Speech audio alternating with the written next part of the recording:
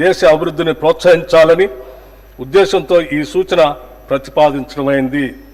మన న్యాయమైన వాటాను సాధించడంతో పాటు ఆర్థిక వనరులను సద్వినియోగం చేసుకుని ఆర్థిక వ్యవస్థను బలోపేతం చేయడానికి రాష్ట్ర ప్రభుత్వం కట్టుబడి ఉంది. మేము ప్రవేశపెట్టిన అభయహస్తంలోని ప్రతి అంశం సామాన్య ప్రజల కష్టాలను దృష్టిలో పెట్టుకొని రూపుదిద్దుకున్నవే. ఒక నిరుపేద తన రోజువారీ జీవితంలో ఏ కనీస సదుపాయాలు ఉండాలని కోరుకుంటాడో వాటినన్నిటినీ అభయహస్తంలో భాగంగా చేర్చడం జరిగింది.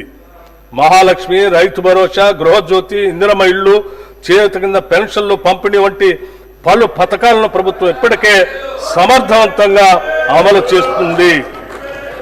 మన ఆడబిడ్డలు పనికి వెళ్ళాలన్నా, చదువుకోవటానికి బడికి వెళ్ళాలన్నా, లేదా మొక్కు తీర్చుకోవటానికి ఓ గుడికి వెళ్ళాలన్నా వారు ప్రయాణ ఖర్చుల గురించి ఆలోచించకుండా వెళ్ళటానికి మహాలక్ష్మి పథకం కింద 2023 డిసెంబర్ 9న తేదీన రాష్ట్రంలోని మహిళలందరికీ ఉచిత బస్సు సౌకర్యాన్ని ప్రారంభించాం. నేటి వరకు రాష్ట్ర వ్యాప్తంగా 7,227 బస్సుల్లో 149.63 కోట్ల ఉచిత ప్రయాణాలు మహిళలు చేశారు.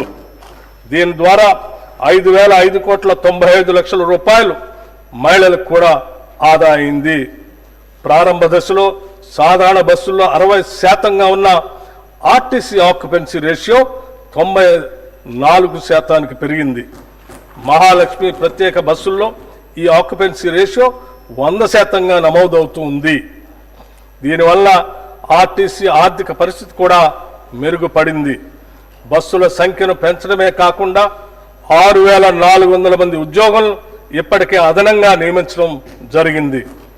ప్రభుత్వం ఈ పథకం అమలుకు ఆర్టీసీకి క్రమం తప్పకుండా నిధులు చెల్లిస్తూ ఉంది. మహాలక్ష్మి పథకంలో భాగంగా అర్హులైన మహిళలకు గ్యాస్ సిలిండర్ను 500 రూపాయలకే పంపిణీ చేస్తున్నాం. ఈ పథకం ద్వారా 43 లక్షల కుటుంబాలు లబ్ధి చేరుతూ ఉంది. లబ్ధిదారులు ఉపయోగించిన సిలిండర్లకు సబ్సిడీ కింద రాష్ట్ర ప్రభుత్వం 433,20 లక్షల చెల్లించింది. గృహజ్యోతి పథకం కింద 200 యూనిట్లకు లోబడి విద్యుత్తును వినియోగిస్తున్న వారికి ఉచిత విద్యుత్తుని అందిస్తున్నాము. ఈ పథకం కింద 50